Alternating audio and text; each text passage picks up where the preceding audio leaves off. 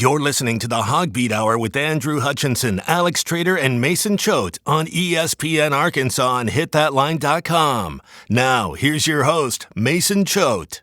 Welcome into the HawgBeat Hour, presented by CJ's Butcher Boy Burgers, locations in Fayetteville and Russellville. Hutch, you posted on the board earlier this week that you used to stop in the Russellville location. I used to stop there with my dad all the time. Now I'm eating at the one in Fayetteville, probably more often than I should, but the burgers are that good that I got to do it. So, how often are you going to CJ's, Hutch? Probably not as I used to now that I have a 2-year-old, but back before I had my daughter, that was a frequent stopping spot for my wife and I. We love the burgers, we love the fries, and hey, apparently everyone does because they're up for the best of NWA. You can go on there and vote for them as the best burger, the best fries. They definitely get my endorsement, so get on there and give them some love and stop by if you haven't. You won't regret it. Exactly. And they get my endorsement too. Best burger I've had in Fayetteville, and I've lived here for 3 years now, and I eat a lot of burgers. So go try CJ's now. But guys, let's talk about this Missouri game. Last game of the regular season. They did what they had to do, and finally you get over that hump of beating Missouri. You snap the 5-game losing streak. You get all 3 trophies. Hutch, let's start with you. Also, we have Alex Trader along. Alex will come in later on as well. But Hutch, this Missouri game, what stood out to you as far as the Arkansas performance and just the difference between the Arkansas team that's lost 5 games in a row to Missouri? Yeah, I mean, you didn't know what to expect with this game because it has been so weird. There's been times where Arkansas has apparently been the better team, but still found a way to lose. And uh, the way the first half was going, you started wondering if we might be in for a dogfight. And there was nothing about that game that should have been close, to be quite honest. I mean, Arkansas had a talent advantage. It was clearly the better team, and they showed that in the second half when I think they scored on 4 straight possessions and blew the game open. That with some big plays too. I mean, they hit a 52-yard bomb to Burks. They had a big 50-plus yard gain on a screen to Davion Warren. Keytron Jackson caught a big pass. It was when they got those big plays going, there was no doubt Arkansas was the better team, and that was good to see because I know Arkansas fans they don't want to call it a rivalry, but boy, they wanted to beat Missouri really bad. So I know it was a really enjoyable game for the Arkansas fan base. Yeah, you mentioned that second half and how they came out and they scored, and the offense was just clicking. But in the first half, it seemed like the trend of people being unhappy with some of the play calling was just continuing. And Twitter is just like a cesspool of like, we hate Kendall Briles. But Alex, Kendall Briles is not bad. And you saw it in that second half. They made adjustments and Arkansas scored a lot in the second half. So just what do you think of that performance? Yeah, I think at times this year we've seen Briles go really, really conservative, and that I think draws a lot of ire from the fans. But when you're looking at it, there's been moments this season where he's seemingly opened up the playbook and kind of run the offense that he wants to run, a little bit more fast paced, a little bit more shot plays, just trying to move the ball downfield quickly. And I think when he's able to do that, you're seeing great things from this offense. I think there is some concern from maybe Coach Pittman trying to keep the game in check and keep it going at a pace that he's comfortable with and that he envisions the team going. But when there are those opportunities to take the big shot plays, you really need to try and take them. And I think in that second half, we saw the team doing that, and you see how it works out. The Razorback defense performed really well, didn't give up a touchdown until garbage time. Now, it was a pretty bad Missouri offense, but you got to think that Barry Odom and maybe Trey Williams and Markel Utze had a little bit more fight in them for this Missouri game, Hutch. And just, do you think it was more of the Arkansas defense just playing really well, or the Missouri offense was just that bad? I honestly think it was a matter of Missouri being that bad. They have not been good on offense. Connor Bazelak, who I think most of us thought was at least a decent quarterback, if not a good quarterback, he has regressed mightily in his second year under Eli Drinkwitz. And, he completed 10 of 26 passes, threw an interception, just was not good. I think he had 65 yards passing the entire game.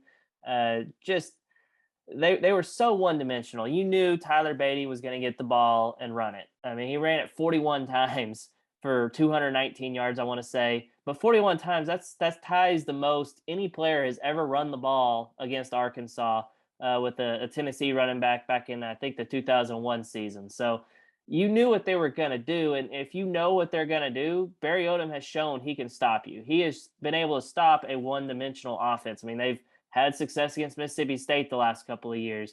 Last year against Ole Miss, you knew they were going to be throwing it, and look what happened. 6 interceptions. They can stop a one-dimensional offense. It's usually, unless you're Alabama and you're just that good at throwing the ball. But yeah, I think it was just really. You got to give the defense credit for going out there and stopping them. But yeah, that Missouri offense was just not good. Well, Monteric Brown got his 5th interception of the season against Missouri. Bumper pull, team high 13 tackles. And then we saw Hayden Henry. I mean, Hayden Henry was a man on a mission against Missouri. And so I feel like it was a game for some of these players that are probably going to move on to the next level. This was a game where they were able to show out, pad the stats a little bit, get some highlights on tape.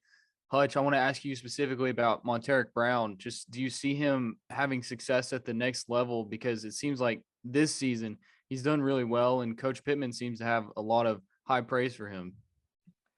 Yeah, it's a good question. Because he's one of those guys that could technically come back next year as a super senior. He's a 5th-year true senior. I thought maybe early in the season he might have a chance, but him having the success he's had pretty much in every game except for Alabama, which I feel like that deserves an asterisk just because Alabama is that good on offense. But he's done really well. I mean, he shut down LSU, had a critical interception. Even against Alabama, he had, stripped the ball and recovered it for a critical turnover in the 4th quarter. So he's played really well. I don't know if he's a draft guy. I mean, it probably is going to depend on how he tests it, either the combine or the pro day, whichever one that he goes to and participates in. That'll probably dictate a lot of it, but he's certainly, for a guy that was a heralded safety coming out of high school and didn't convert to corner until I think his 2nd year in college, pretty good player for Arkansas, and they would certainly really love to have him back because that would be a big time get for them. But I don't know. He may just feel like, hey, I've had tied for the SEC lead interceptions. It's time for me to try the next level. Well, speaking of the next level, we know of a guy that will go to the next level, and he will be a high draft pick. That's Treylon Burks, SEC Offensive Player of the Week after the Missouri game. These past 2 games against Missouri and Alabama, he has just been incredible. And it looks like he may or may not play in the bowl game. I don't know. If he doesn't play in the bowl game, he's still going to be a 1st-round draft pick. Alex, do you think that he's maybe worked his way into the top 10? No, I don't think he's gotten that far up. I think, unfortunately for Treylon, this is a really, really stacked wide receiver class. You've got him, you've got Chris Olave, Garrett Wilson, Drake London getting a lot of attention out from USC. I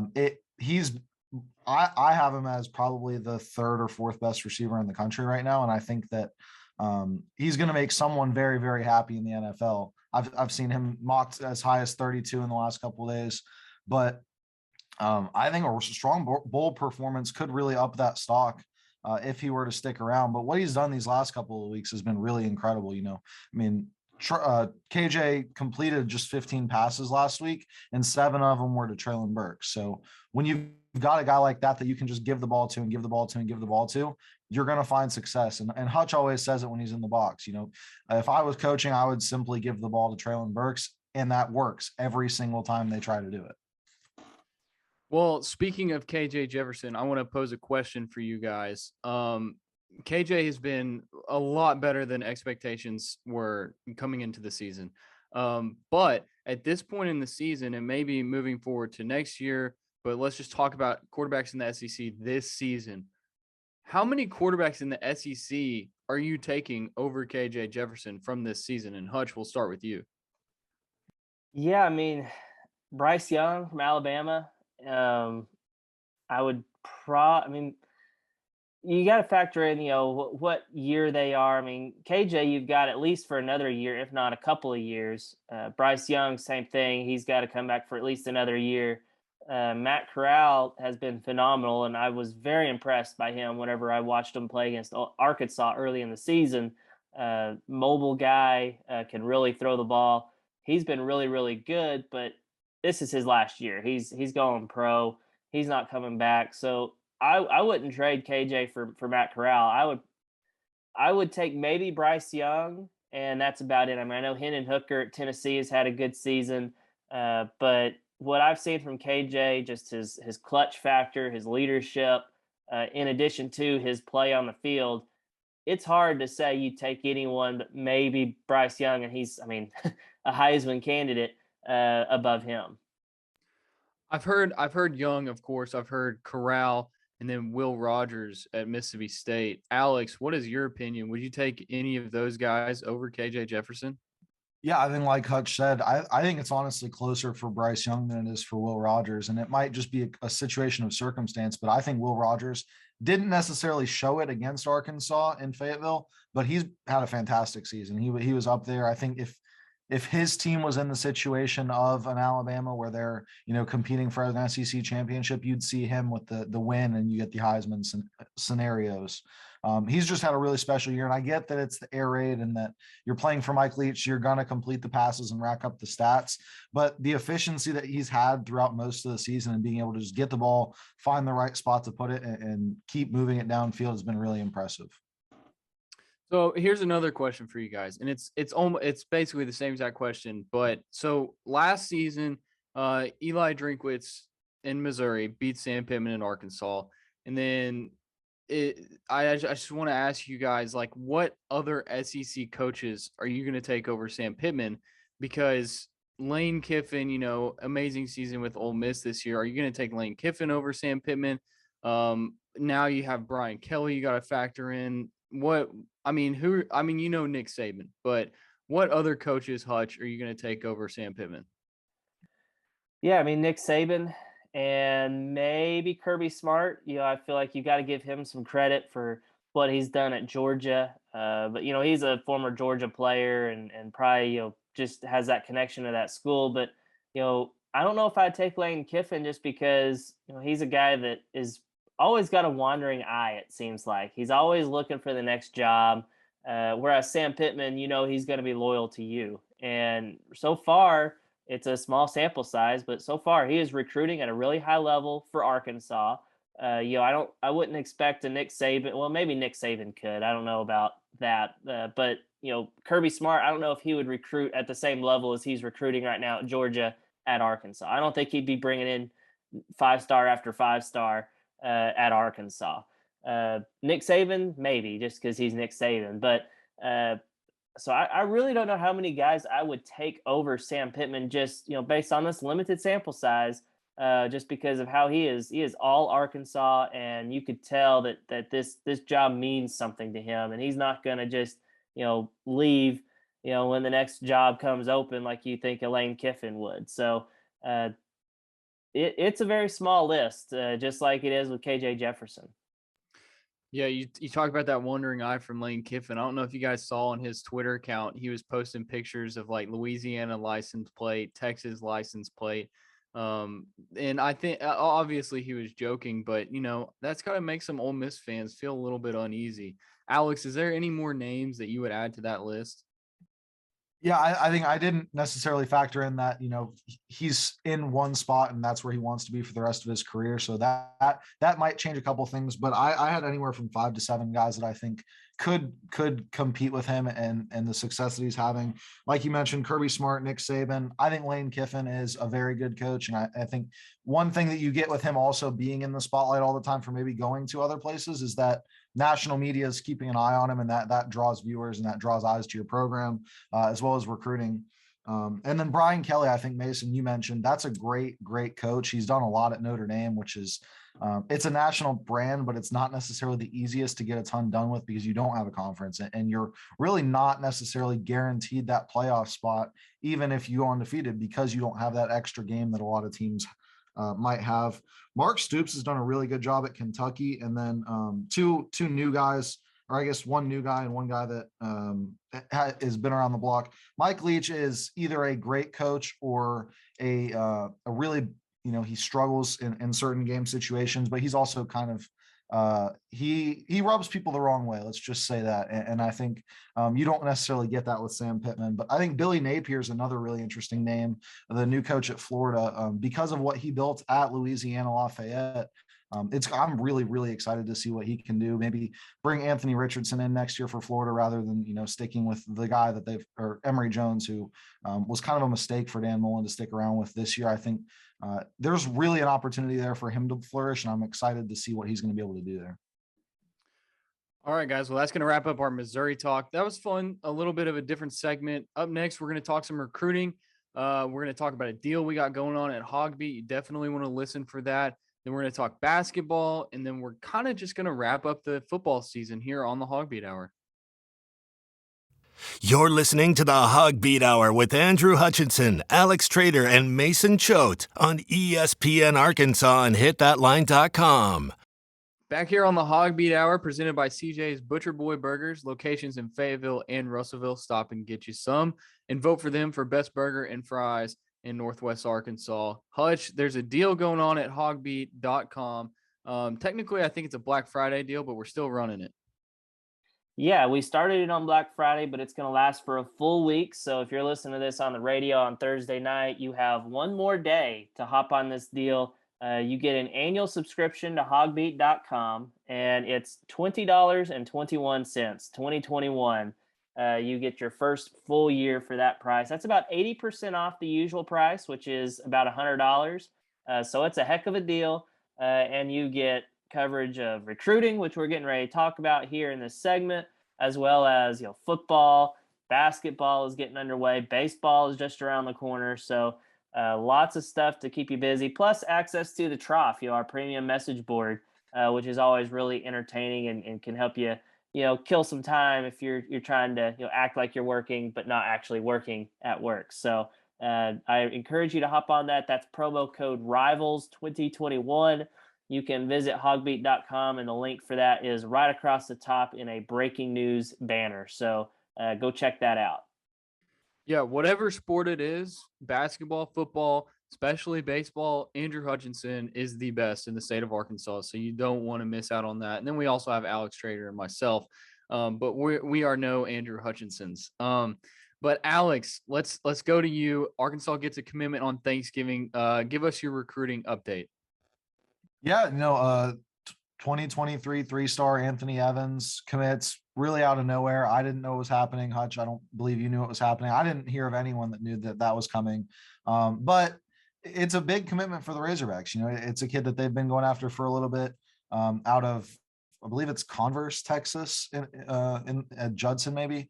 And he's a big time player. We're going to have a film breakdown of him out tonight on the HawgBeat.com YouTube as well as on the site. So make sure you guys check that out. But it's a big pickup, and it's the fourth commit in that 2023 class. And it's really, you're seeing the momentum start to build. You've got a couple guys who are maybe, taking another visit or taking another look at Arkansas that maybe hadn't been before. So Arkansas has a couple official visitors this weekend, Alex and Hutch. Alex, who's going to be visiting? I believe there was just one at one point. Now there's going to be some more. Yeah, right now it looks like we're going to have Sam Mbake in town from North Cobb, Georgia, as well as James Jointer, who's already committed in the 2022 class. And Mbake is really the white whale that the Razorback class is looking for. From the outside, it looks like in 2022 to kind of wrap everything up. He's a wide receiver, high 3-star, did a film breakdown on him a couple weeks ago, and he's really, really talented, has a lot of really, fundamentally sound things that he does that make a staff. You can see why so many teams want him, and his offer sheet's pretty impressive. So it would be a big land for Arkansas to bring him in. Speaking of wide receiver, that is going to be a position of need for Arkansas next year.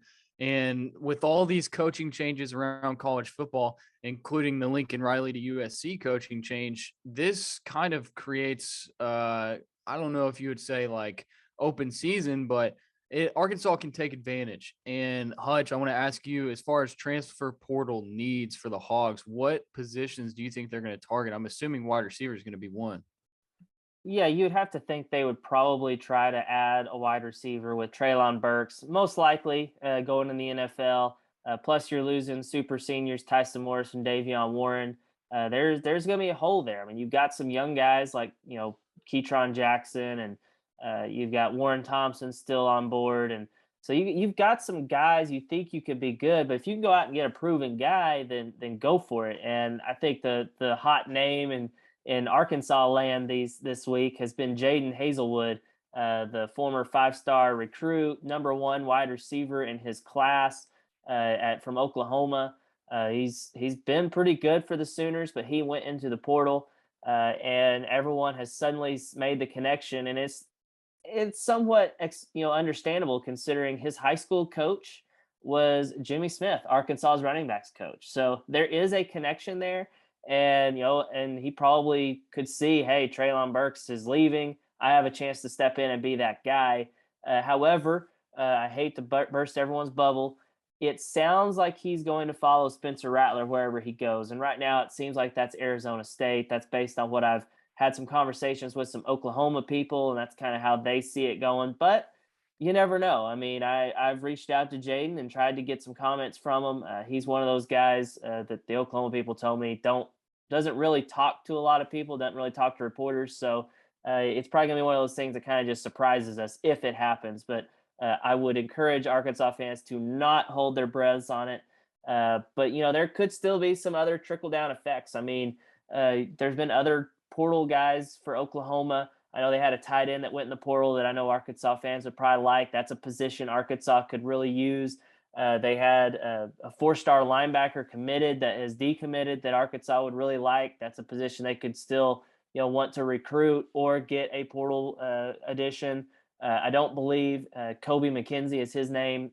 Sounds like he's going to Texas, so I don't think that's going to be a possibility for Arkansas. Tight ends could also be, as I said, a position. Whereas I don't know if that Oklahoma guy is going to consider transferring to Arkansas. However, in the 2023 class, they have a 4-star heralded tight end from, I believe, Bixby, I want to say. One of those Tulsa schools. Luke Has, I think is how you pronounce his last name. Arkansas was really high on him whenever, in the recruiting process before he committed to Oklahoma. And it sounds like they're still pushing hard for him. They've already got 2 tight ends in the 2023 class. Maybe they add him. He would certainly be talented enough to add him. You want to bring him in. So there's still some dominoes to fall. I don't expect it having a huge impact on Arkansas, the whole Lincoln Riley to USC thing. But it certainly is something to keep an eye on and keeping the trough busy over on HawgBeat this week.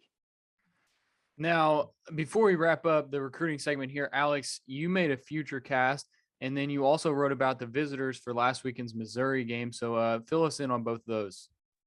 Yeah, and plugging that Black Friday deal one more time. If you all want to see or hear the full reasoning behind why I made the future cast, go check out the trough, because that's where you're going to find all that top tier recruiting information, the real deep dives, more so than just the surface level talk. But I did future cast Caleb James to the University of Arkansas. He's a 2023 defensive end out of Nolan Catholic. Arkansas has been pushing hard. He's been on two visits to Fayetteville, as well as going to the Southwest Classic in Jerry's World this year.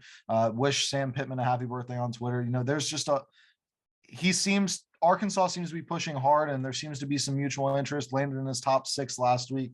I can't remember if we talked about that on the HawgBeat Hour, but there's a lot going on there, and there's a lot of moving parts. So I think that could be a really interesting look at a guy who maybe at some point deciding to join that class.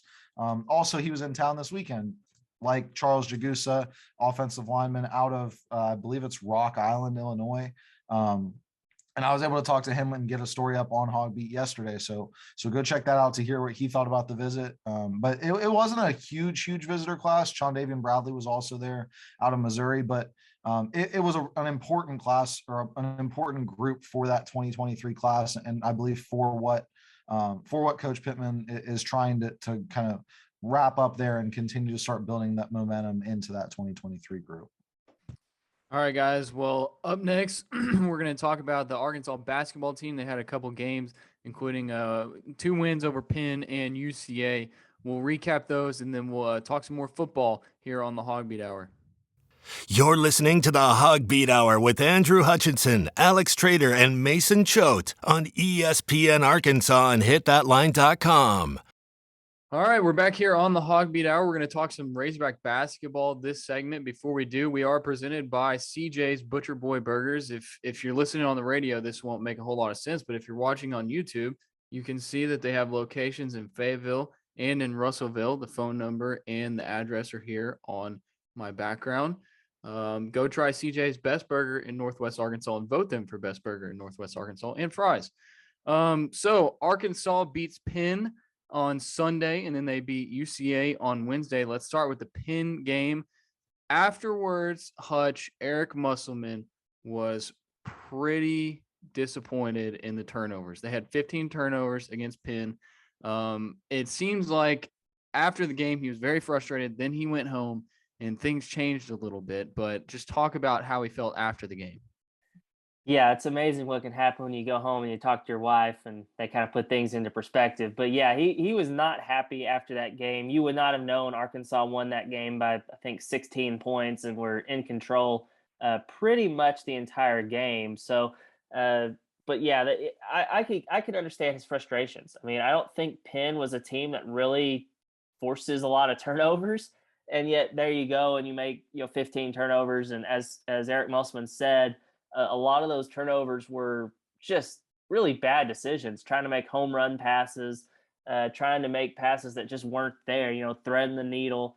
And even Jalen Williams, who has been arguably the best passer on the team, had 4 turnovers in that game. Just very uncharacteristic, very sloppy. They seem to kind of play down to their competition, which, I'm sure we'll talk about this in a moment. They did again in the first half against UCA. But yeah, it was definitely a point of emphasis for Eric Musselman after the game. And he was not happy about it. Like, as I say, you would not have known Arkansas won that game just listening to his post-game comments.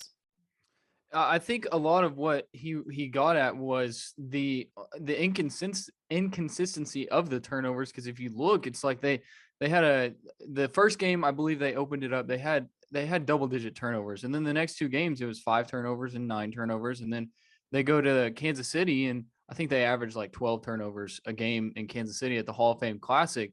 But it's the inconsistency, I believe, that Musselman is a little bit disappointed in.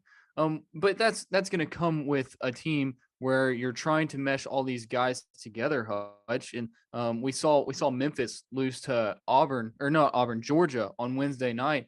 And Penny Hardaway said after the game that they have so many players that want to be the best player and they want to be the top scorer. And I don't know if you have that with Arkansas, but you have so many guys that came in like a Chris Likes, like a Stanley Amude, who were the top scorer on their previous team, and now they have to figure out their role here at Arkansas.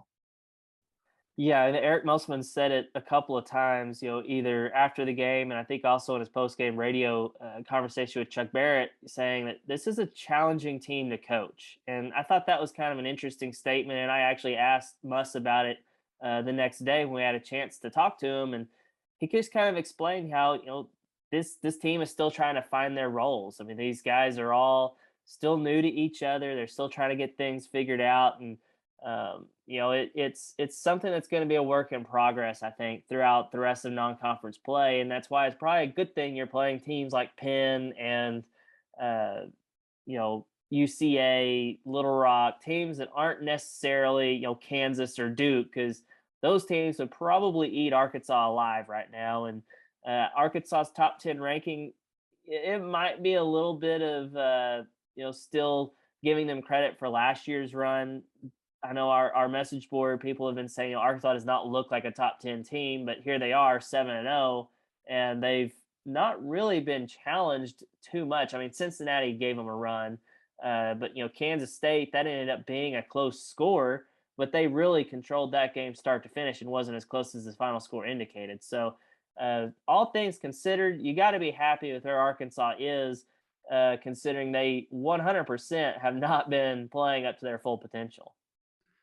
Yeah, when I have people talk to me about the Arkansas basketball team so far this season, I just say look back at Eric Musselman's first 2 seasons at Arkansas, and the first few games in non-conference, they are an inconsistent team trying to figure out who they are, trying to mesh together, and then you see towards the end of the year that they start to pick it up and they start to play like a really good basketball team, especially last season. So I personally am not super worried about this team because what they do is even though they get down and even though they struggle in the first half and at times in the second half, they find ways to win basketball games, and that's what a good basketball team does. But we talked about Stanley Amude earlier, but this is a guy that coming into the season, he was supposed to be like your offensive guy, and he hasn't shown that until the past 2 games against Penn and UCA. Against Penn, he scored 19 points. UCA led the team with 17 points. Hutch, do you think that he's finally getting comfortable? We've seen him hit some of those turnaround jumpers. He's getting some of those dunks. This is a guy that Arkansas might have to rely on moving forward if they want to play some small ball. Yeah, we're finally seeing the Stanley Amude that we all thought we were going to see whenever Arkansas landed him out of the portal. He's a guy at South Dakota that averaged like 21 points a game, was one of the top scorers in college basketball, has scored just a ton of points. I want to say over 1,500, maybe 2,000 points in his career. And he could not hit water if he fell out of a boat the first few games of the season. He was just really, really struggling around the basket, struggling with his mid range. But these last 2 games, he's been pretty efficient, especially in the first half against UCA. He had 15 points. I want to say he was like 6 of 11 from the floor. You mentioned those turnaround mid range jumpers. He's been cutting to the basket, getting dunks. He's even knocked down a few 3-pointers, and that's kind of what we saw out of Stanley Amude at South Dakota. Obviously, a totally different level than the SEC. But he was a guy that could score at all 3 levels, and Eric Musselman has talked about that. And to finally see him get that going and everything, that's a huge, really good, positive sign for Arkansas, and something you got to hope can keep it up, because I know the first couple of games went by and everyone was saying, "Oh gosh, is he another Vance Jackson?" But he has already exceeded anything Vance Jackson did last year, and you got to hope that he's able to do that, once we get into SEC play as well. You talked about that first half Amude had against UCA, but that was one of the lone bright spots for the Arkansas offense against the Bears, and even the Arkansas defense didn't do well. Hutch, you talked earlier about how Arkansas is playing down to their competition. They definitely did that in the first half against UCA because UCA was a terrible basketball team. I'm from Conway, but I can admit that they were a bad basketball team. And it was just so hard to watch that first half of basketball. And Alex, I want to ask you, I mean, does it seem like Arkansas's best player is just like going to halftime? That's the best thing that could ever happen for Arkansas, is just go to halftime, listen to what has to say, and then come back out and play with a fire under you. Yeah, it's really, they say great teams are able to make adjustments at halftime, and that's really what Muss has been able to do. I'm not ready to call this team great yet, but I think the parts are all there, like you guys have been talking about. There's reasons that a team comes into the season as the preseason number 16. There's reasons that a team comes in and has all these expectations. And I think we haven't necessarily seen a full 40-minute basketball game of that. We've seen the second half where this team looks great. And we've seen at points in the first half where it looks like, oh, maybe they've got it fixed. I thought early in the UCA game, oh, maybe this team's got it fixed. They're going to run away with this run from start to finish, and it's going to be just an easy blowout. And it's 35-41 at half. Like you're just not going to see those blowouts, at least not yet. And I guess it is good to have that kind of dogfight mentality that you're going to need when you get in against better teams in conference play, but you don't necessarily want to be taking those tight games against UCA, Cincinnati, Kansas State, maybe Oklahoma next week. Those are the games you want to really build that dog gene. And I guess if you get it sooner, better, but those are ones you kind of do want to wrap up early. This Arkansas team is shooting just 28.8% from 3. And from my perspective, I watch this team and I think sometimes they make the extra pass when they don't have to. And a lot of that is behind the arc, just from my perspective. And I want to ask you, Hutch, like, do you think that sometimes they don't need to make that extra pass and they just need to take the wide open, easy shot? If they miss it, they miss it, but take the shots that you're given.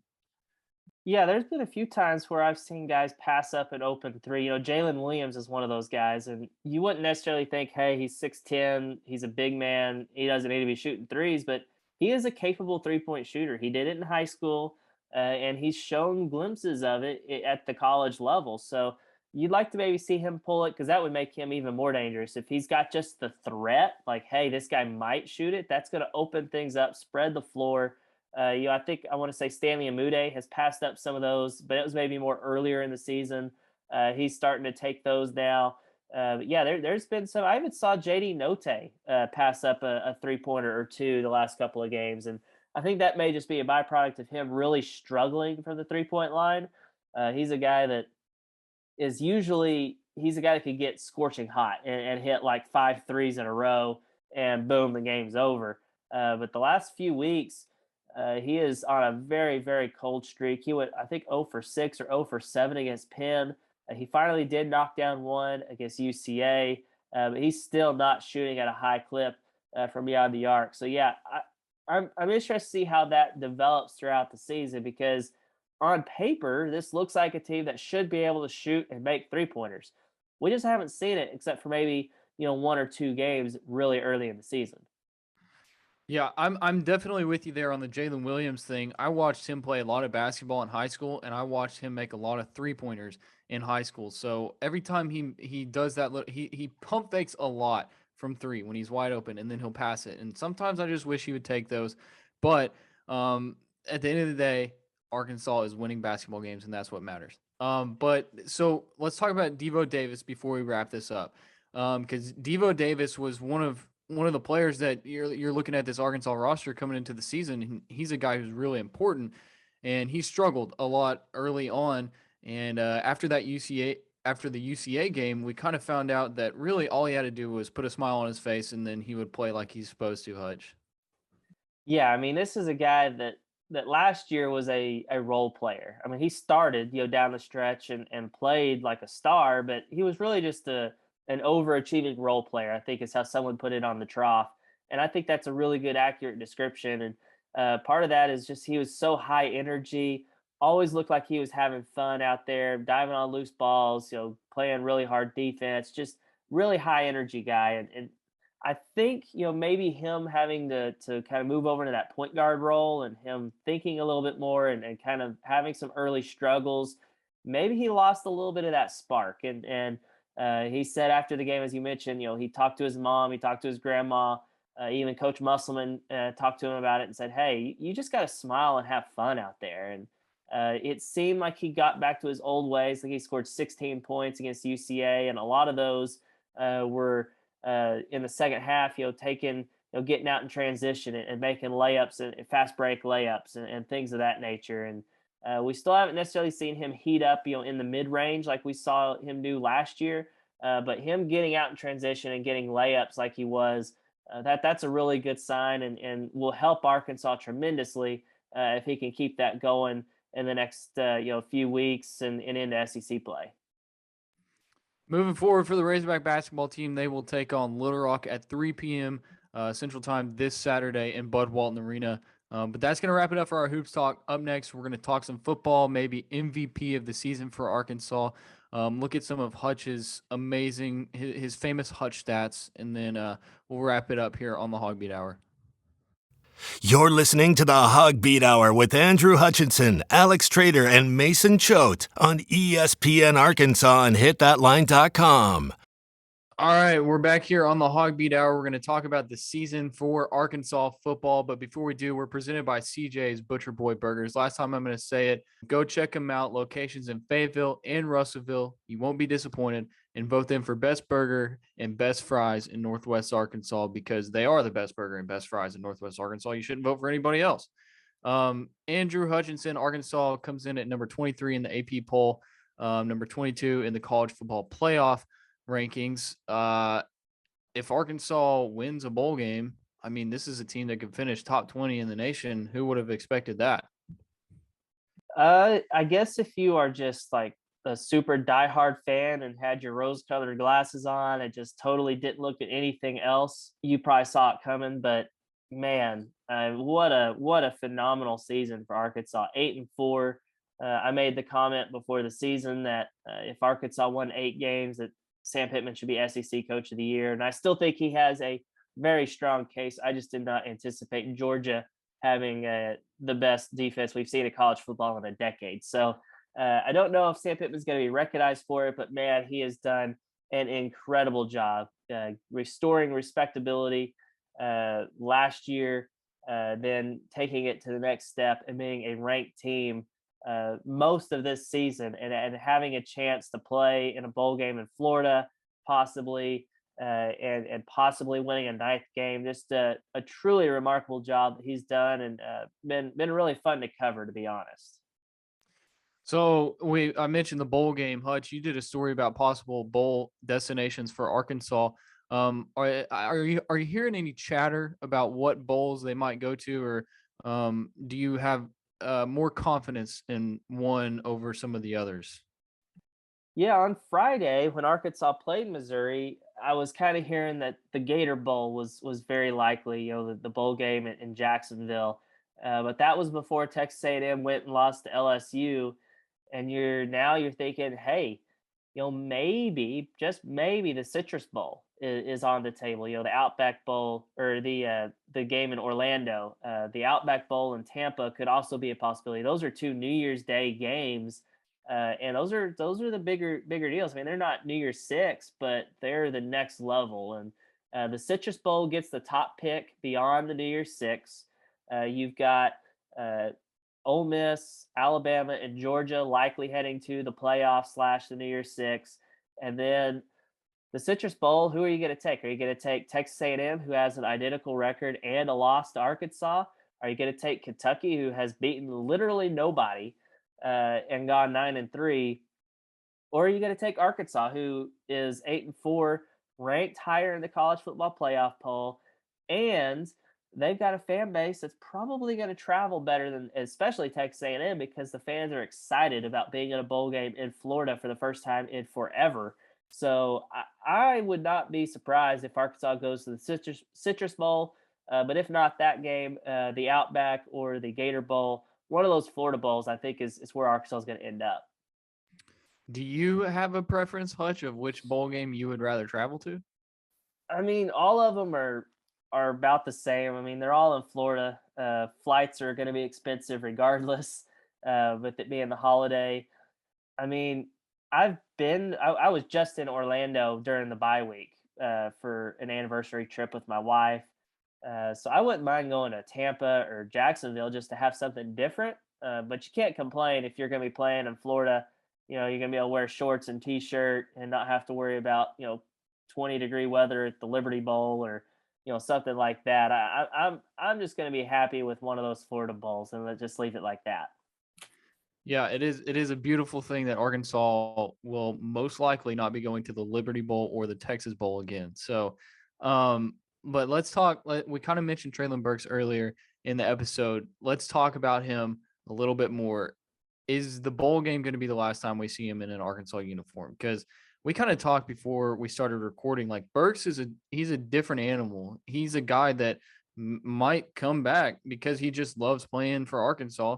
And we think that he's definitely going to play in the bowl game. So Hutch, it's probably the last time we're going to see him in an Arkansas uniform, though. Yeah, most likely. I mean, this guy's a first round talent. And I had heard earlier in the season that, if he wasn't a lock to be a first round pick, that he would come back. And so there was a possibility, but I just think he's played so well that there's no way that a team's not going to take him in the first 32 picks. I think he's going to be a first round pick, and therefore go pro. I think when he does that and he goes and tests in the NFL Combine, I mean, we talked about it earlier, and Alex mentioned how deep of a wide receiver class this is. But I think if he goes to the Combine and tests and runs well, and everyone sees just kind of what a physical specimen he is, then he's going to go a little bit higher than where he's projected right now. That's just my opinion. But he is incredible, and I'm going to savor this one last opportunity to watch him play, because he has been just a joy to watch. And you were talking earlier about, will he play in the bowl game? Will he not? It's a conversation you have to have for guys of his caliber, for, non New Year's Six, non college football playoff bowl games. But this is a guy that loves his teammates. He loves playing for Arkansas. He doesn't give, two, flying, what's about what he does as far as records and where he's, ranked in the country or up for awards or anything like that. And so he is a different dude, and I fully expect him to play, but it's probably gonna be the last time we see him in an Arkansas uniform. Alex, MVP of the Arkansas team this season. Is it Traylon Burks? Is it KJ Jefferson? Maybe somebody else? I feel like those are your two top candidates, but maybe you think it's somebody else. Yeah, no, those I think have to be your two, and you might be looking at like a co-Heisman type of thing right now, because what KJ has done has just been so impressive. I think the team asked him to get to 65%, and he's sitting right around that, a little bit better. It's been a great year for KJ, and I didn't expect him to have this type of an impact on the team coming into the year. I thought when you saw those first couple of games where it was run, that we were going to see that all through the year, and really. The run game, it's still been there, but it hasn't been as prevalent these last couple of wins. It's really been a lot of, hey, KJ Jefferson's making the right decisions to set up the rest of the offense. And I think really when you're looking at quarterback versus any other position on the field, it's hard to match up with that. But if you're going to have any guy to do it, I think it's Traylon Burks. Hutch, you tweeted out a tweet about KJ Jefferson and his interceptions this year and how many passes it's been. And a lot of people interacted with it. So kind of talk about those stats that you broke down. Yeah, KJ Jefferson has not thrown an interception in 170 straight passes, which is incredible in its own right. That's the second longest streak in school history. Tyler Wilson has one that's a little bit longer at 184. Very good chance that record falls in the bowl game, assuming KJ doesn't slip up and throw an interception. However, the last interception he threw, if you remember, was in that Ole Miss game at the very end of the first half. They were going to maybe try a long field goal. Then they said, no, let's try a Hail Mary. They throw a Hail Mary in the end zone, and an Ole Miss guy comes down with it. Totally pointless. It's no different than an incomplete pass. You see that all the time on Hail Marys. Had that pass just fallen incomplete, his consecutive passes without an interception, I believe, would be at like 238, I want to say. That would shatter, obviously, Tyler Wilson's record, but it would also be one of the longest streaks in SEC history. I believe it'd be fifth on that list. Just truly remarkable. And the other interceptions he threw, I mean, the one against Texas was the last real legitimate interception he threw. And, maybe he could have put a little bit more air on the ball, but it was also a really good play by Texas's really good safety. I can't remember his name, but a really good player made a really good play. Otherwise, it probably would have been a touchdown to Keytron Jackson. Then the other interception was in the opener against Rice, I believe the first half. And that was probably his worst throw of the season. He was trying to force a pass to the sideline. It was not there. I mean, obviously, anybody watching the game could have seen that it was a bad throw, bad decision, and it was intercepted. And, when he made that throw, you're thinking, maybe this is going to be a first-year starter who has some throws like that throughout the season. But he has really cleaned it up and been just really, really good completing passes. He's completed like 76% of his passes in the month of November against the likes of Mississippi State, LSU, Alabama, and Missouri. That's just incredible. He has been nothing short of phenomenal. And honestly, as good as Traylon Burks has been, Traylon Burks is probably the most talented guy and the best player on the team. But if you're talking true MVP, most valuable player, it's probably KJ Jefferson, because if KJ goes down, I don't know if Arkansas is a bowl team. That, to be quite honest, I really think he was that important to them, and I think he would get my vote for MVP if we were voting on it. I mean, I can't say you're wrong there. I think that we saw that, especially in the Texas A&M game, when KJ Jefferson went down, the offense just couldn't move the ball. And you're right. If Jefferson's not there, does this team even win 6 games? But let's talk about some super seniors for next season. Arkansas had plenty of super seniors this year. The Sam Pittman effect, people want to play for him, but Hutch, what are there any guys that you're confident in coming back for a 6th season? Well, one we know for sure is coming back is Dalton Wagner, the starting right tackle. Sometimes fans think he's terrible. Sometimes Pro Football Focus does not, think that that the fans are right, that he's actually pretty good. He's coming back. You'd like to think, maybe Bumper Pool. You could maybe convince him to come back. You really need him at that linebacker spot. Trying to think of some other guys. You'd love to have Monteric Brown back. I don't know if he's going to. Traylon Smith is another guy who could come back as a super senior. But do you really need him to come back as deep as that running back room is? Plus, you've got a couple of guys coming in this recruiting class. So it's going to be interesting to see how many of those guys come back, especially with all of them counting toward the 85-man limit. So I would say, maybe John Ridgeway would be another guy. But if you could get 4 of those guys to come back, I think that would be really good and kind of give Arkansas a really solid foundation for next season. Alex Trader, let's go ahead and finish it with you here. Let's talk about some young guys who might benefit from bowl practices. I'm thinking specifically in the wide receiver room, but can you think of any young guys who are really going to benefit from this? Yeah, no, I'm excited to see what Keytron Jackson will be able to bring to the team next year. I think I've been kind of high on him all year and seeing the potential that he has and seeing the flashes that he had a big touchdown against UAPB. I think the secondary really, could become a no-fly zone if they're able to get out there and get those reps and continue to grow. Cause it is, outside of those couple guys who are out on the field now, it's a young group. You don't necessarily have a whole lot of veteran presence back there. Linebackers, I think if you're not able to convince Bumper Pool to stay, then those extra practices for guys in that group is big as well. But I really think, that's one of the big things for coaches. These games might not mean as much to fans as the College World Playoff or the New Year's Six Bowls.